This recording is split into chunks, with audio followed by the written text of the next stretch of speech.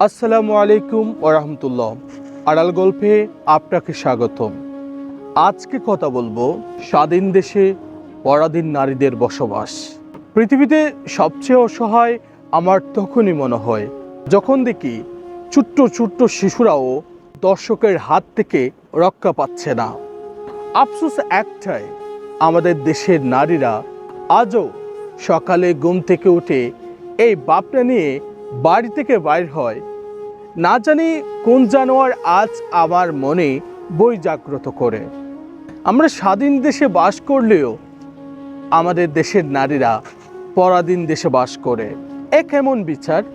এই লজ্জা কার? আমার, আপনার, সবার।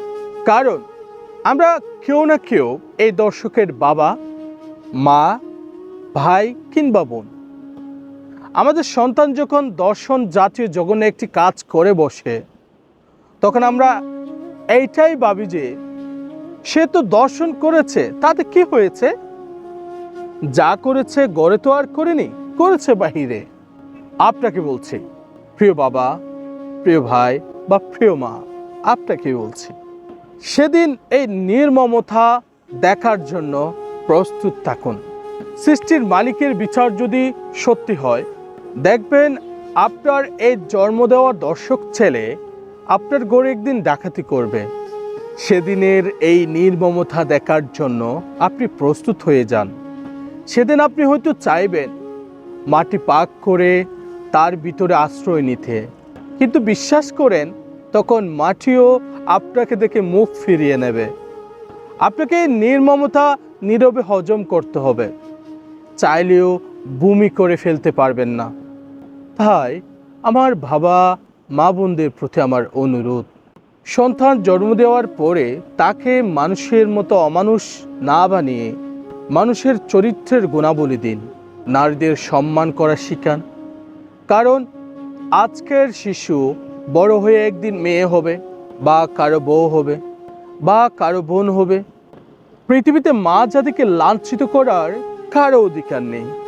কেন জানি মনে হয় এই দর্শকদের নির্যাতন এইভাবেই চলতে থাকলে দেখবেন মায়ের একদিন সন্তান গর্ভে ধারণ করা বন্ধ করে দেবে।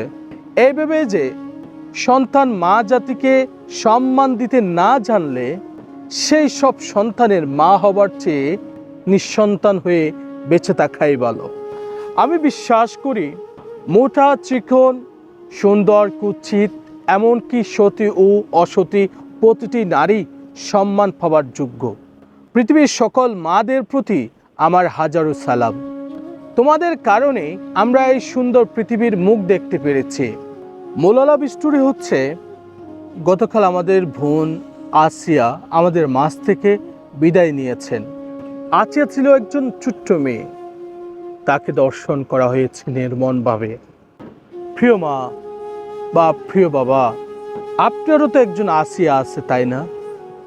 আপনি হয়তো জানেন না, আপনার সন্তানকে আপনি শাসন না করে, সুশিক্ষা না দিয়ে একজন দর্শক তৈরি করছেন। সেই সন্তান এমনও হতে পারে আপনার আসিয়াকে দর্শন করতে পারে। আজকের আসিয়া আগামী দিনের কারো না কারো মা, কারো না কারো বোন, কারো না কারো স্ত্রী। তাই আসিয়াদের নিরাপত্তা, স্বাধীনতা নিশ্চিত করার জন্য প্রত্যেকটা পুরুষকে নারীদের প্রতি সম্মান প্রদর্শনরত অবস্থায় থাকতে হবে এবং তাদের নিরাপত্তা নিশ্চিত করতে হবে। সবাই ভালো থাকবেন, সুস্থ থাকবেন। আসসালামু আলাইকুম ওয়া রাহমাতুল্লাহ।